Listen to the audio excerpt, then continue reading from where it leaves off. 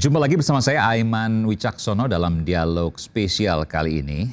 Dan pemirsa, perkara hukum yang melibatkan PT MNC Asia Holding, BHIT, dan PT Citra Marga Nusa Fala Persada atau CMNP TBK memasuki babak baru.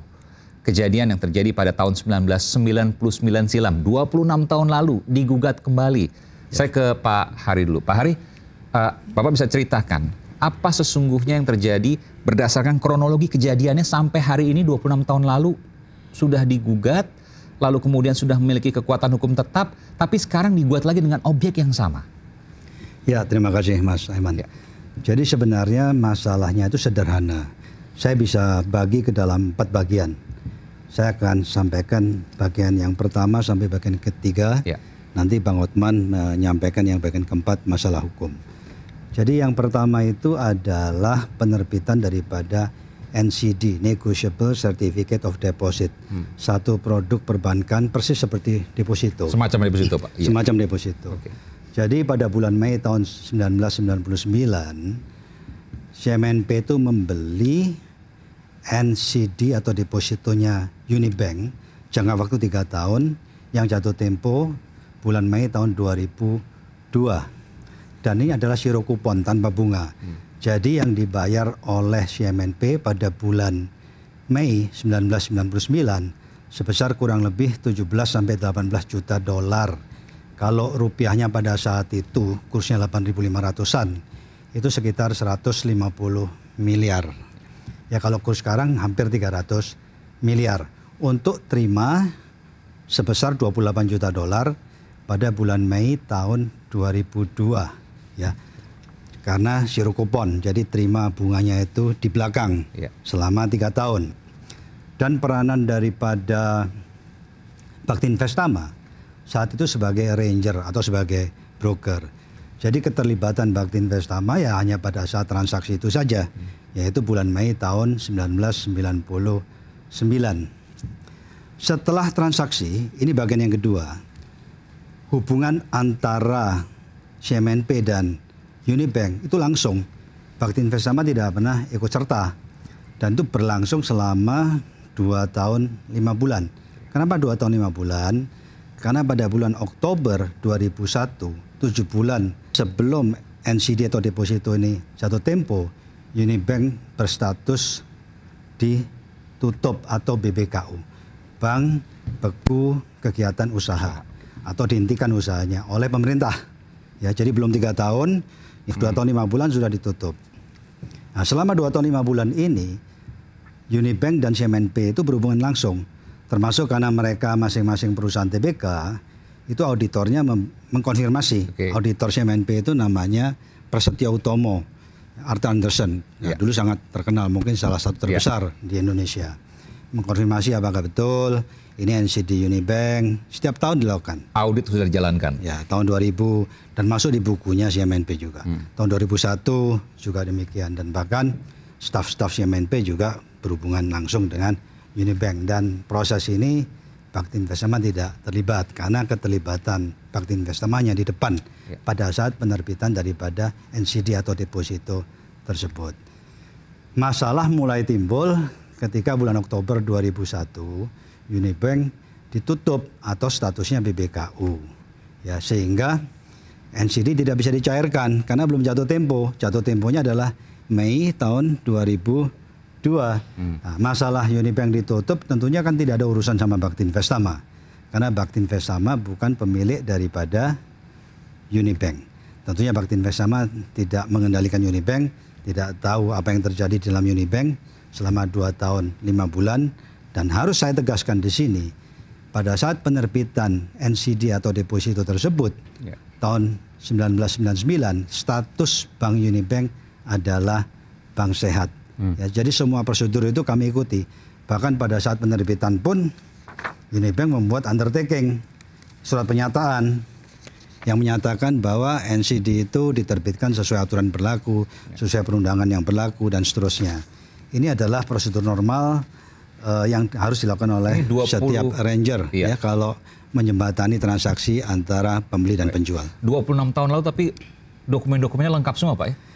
terpaksa harus saya coba cari dan saya coba kumpulkan ya. Awalnya saya tidak punya dokumen sama sekali. Dan mungkin ini adalah salah satu perkiraan saya mereka ya yang ada di balik atau di belakang masalah ini, ya gugatan ini. Dikira saya tidak punya pegangan sama sekali. Ya karena terus kalau dicari ketemu ini, Pak. Karena kalau kita berproses di pengadilan kan kita harus punya dokumen dan dokumen asli. Nanti mungkin dari Bang Hotman bisa menyampaikan beberapa dokumen asli yang sangat penting yang bisa mematahkan ini semua. Saya harus menggarisbawahi di sini bahwa si MNP itu membayar langsung kepada Unibank pada saat penerbitan NCD atau deposito tersebut, membayar langsung kepada Unibank, dan itu ditegaskan di dalam dokumen peradilan pada saat si MNP menggugat BPPN dan lain-lain termasuk Unibank berkisar periode tahun 2004 sampai dengan tahun 2008. Di situ jelas dan tegas tertulis si MNP membayar langsung kepada Unibank sebesar 17,45 juta dolar. Kalau kurs saat itu tahun 99 nilai rupiahnya sekitar 150 miliar rupiah. Makanya sekarang menggugat 100 triliun lebih ini kan mengada-ada, sangat mengada-ada ya. Dan juga nanti proses hukumnya bisa ditanyakan langsung kepada Bang Hotman. Terima kasih. Baik, terima kasih Pak Hari. Saya langsung ke Bung Hotman. Bang Hotman, ini kan ada hal yang memang tadi disebutkan, ada gugatan, betul. Tetapi ternyata setelah dicek, baik gugatan perdata maupun pelaporan pidana, itu sudah sampai Mahkamah Agung dan sudah inkrah.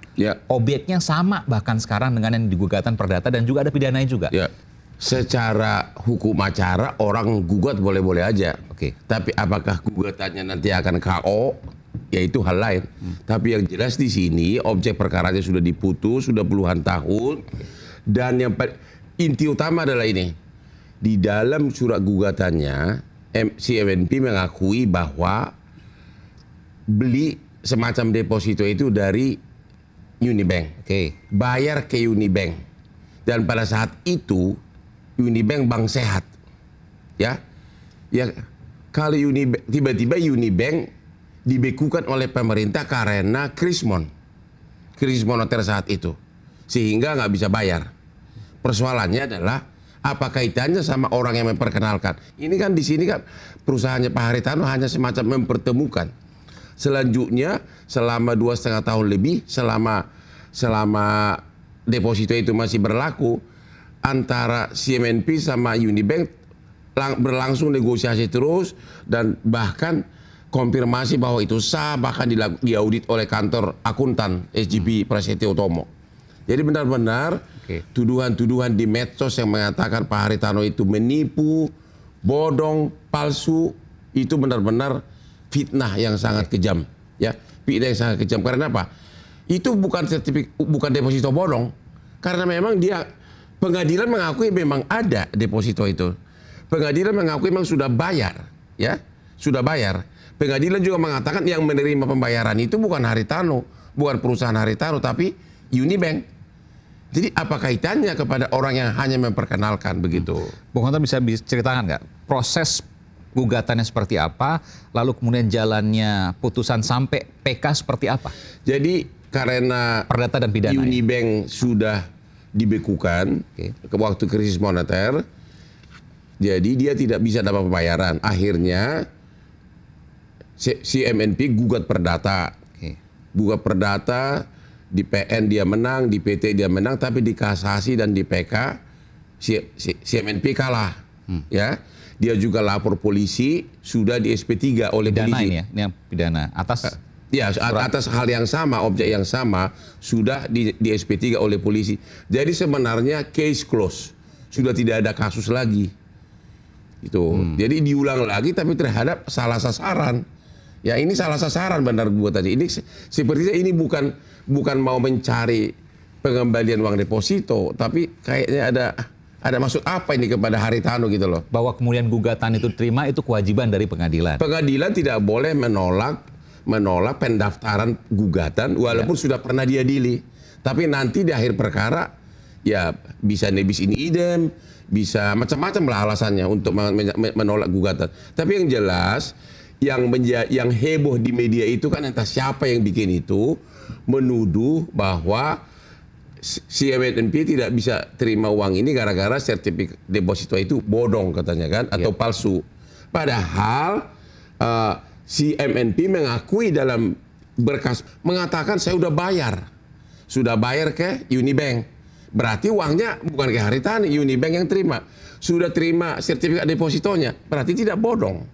Sudah diaudit oleh kantor akuntan, tidak bodong juga. Jadi pemberitaan selama ini kan mengarah ke fitnah pencemaran nama baik Pak Haritano gitu. Sebentar, itu menarik juga Pak. Terkait dengan NCD yang dikatakan bodong versi di penggugat. media sekarang. Oke. Pada waktu mau tanya gini, pada waktu melakukan gugatan perdata atau juga pidana, itu menggunakan barang bukti NCD yang mana? Justru itulah dalam semua perkara itu yang jadi barang bukti adalah NCD itu. Kalau dikatakan bodong itu, iya kalau itu bodong, barang bukti pengadilan. Iya. Tapi sekarang sudah diakui di putusan PK, si MNP sudah mengakui bahwa memang sertifikat deposito itu benar, tidak bodong, tidak palsu. Putusan pengadilan. Iya, dia pengakuannya sini dalam permohonan PK. Si MNP mengakui bahwa memang benar dia sudah bayar uang itu untuk membeli semacam deposito ini ke Unibank. Dan sebagai gantinya dia udah terima sertifikat deposito. Berarti tidak bodong, tidak palsu. Itu kata kuncinya di situ, tidak bodong, tidak palsu. Hanya Unibank dibekukan oleh pemerintah karena krisis moneter. Dan di tahun 2025 ini mereka melakukan gugatan kembali dengan saya sudah kalah sama pemerintah Indonesia yang membawahi bank-bank berkooperasi. Saya sudah habis semua upaya hukum, tiba-tiba dicari sasaran baru Pak Haritano gitu dan perusahaannya. Dengan menyebutkan NCD-nya bodong. Ya, kalau yang di media sih disebutkan bodong dan palsu. Diduga bodong. Tapi dalam pembelaannya dia di PK mengatakan benar itu uang sudah dia bayarkan ke Unibank. Kata kuncinya Unibank terima uang tersebut, bukan Haritano.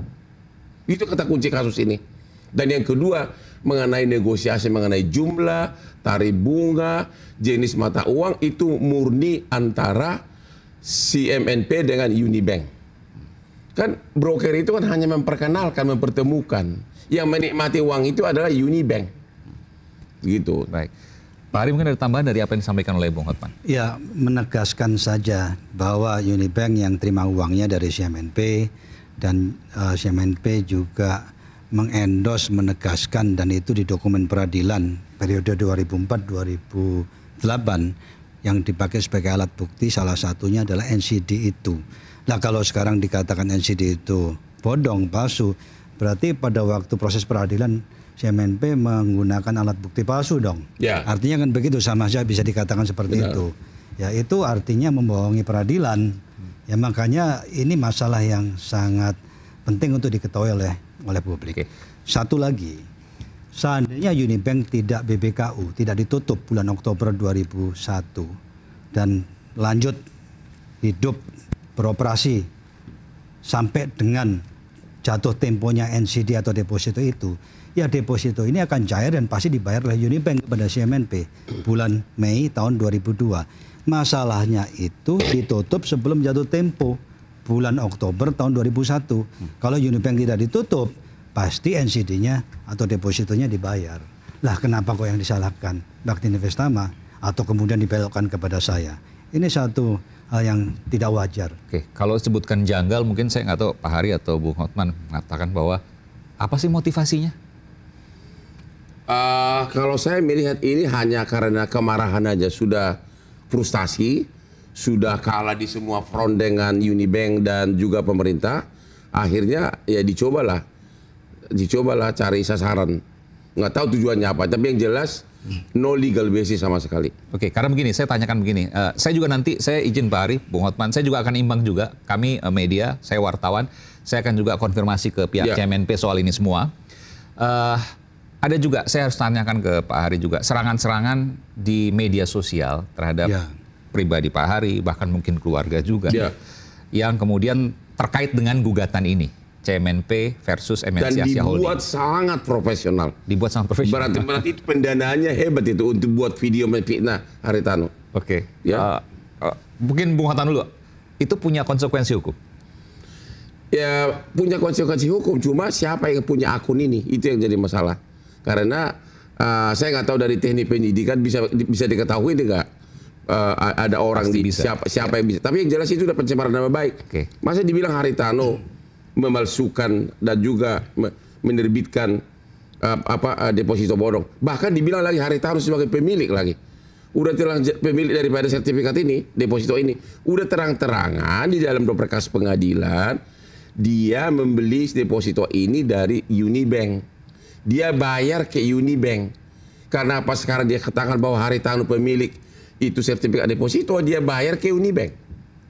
Jadi medsosnya itu pun sudah ngaco gitu loh.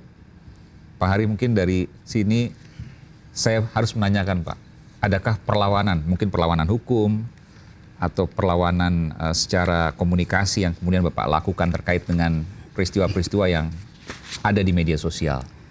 Baik, sebelum saya menjawab, karena proses ini, kasus ini betul-betul terlalu jauh, ya. Mencemarkan nama baik, ya, merusak reputasi dan terus-menerus dan digarap secara profesional. Kami mencoba untuk mencari mantan eksekutif Unibank yang pada saat itu terlibat di dalam penerbitan NCD atau deposito ini. Dan Tuhan itu baik, ternyata beliau bersedia untuk memberikan surat pernyataan yang cukup panjang, tapi intinya adalah membenarkan beberapa yang saya sampaikan, termasuk korespondensi langsung antara CMNP dan Unibank, termasuk melibatkan auditornya Arthur Andersen Prasetya Utomo tahun 2000, tahun 2001, ya, termasuk komunikasi oleh staf CMNP dengan Unibank secara langsung. Dan yang tidak kalah pentingnya, penegasan yang saya bacakan persis apa adanya. Dia menyatakan seperti ini, bahwa terkait penerbitan NCD tersebut, yang saya ketahui bahwa yang menentukan jumlah uang pokok dari NCD, jenis mata uang dalam US dollar, dan tanggal jatuh tempo adalah PT Bank Unibank Tbk, bukan PT Bakti Investama Tbk. Ini kan jelas bahwa ini semua inisiatif dari Unibank terhadap penerbitan daripada sertifikat NCD itu tadi. Jadi NCD itu memang benar diterbitkan oleh Unibank dan CMNP adalah pembelinya, di mana buktinya CMNP melakukan pembayaran langsung kepada Unibank sebesar 17,45 juta dolar yang pada saat itu dengan kurs 8.500 senilai kurang lebih 150 miliar. Kalau pakai kurs hari ini kurang lebih sekitar 300 miliar rupiah. Oke. Yang aneh lagi kenapa terus gugatannya 100 triliun lebih. Ya, ini kan pokoknya nggak nyampe lebih dari 150 M. Ya. Itu kan luar biasa. Ya, jelas mengada-ada.